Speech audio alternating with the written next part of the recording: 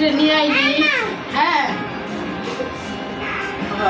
রাত্রে নিয়ে আইসো যে মা শাক তুলে দিল, ওই যে দেশের শাক, গ্রামের শাক, আর হইলো দেশের শুটকি, মানে আমাদের সিলেটের শুটকি, আমাদের দেশে বলে শীতল, তো শীতল।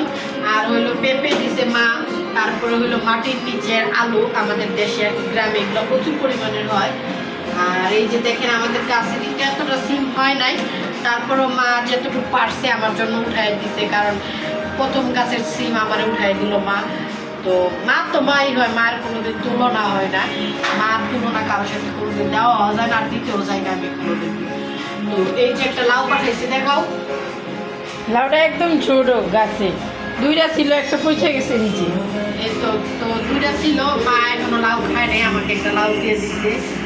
আর এই যে হলো এগুলো আর কি দিচ্ছে, আর 5 কেজির মতো আটা দিচ্ছে, মানে আর অনেক কিছু দিচ্ছে, চাপাতি দিছে, চাপাতি দিছে, ছালি দিছে, তারপর ওষুধ বানিয়ে দিছে। তারপরে ওষুধ, মানে ওই যে নিম পাতা দিয়া গ্যাস্ট্রিকের ওষুধ বানাই দিছে, এই আর কি সাজিদের জন্য অনেক কিছু আছে। হ্যাঁ গ্রামে যা ছিল, আমাদের বাড়িতে যা ছিল তাই দিয়ে বানাইছে।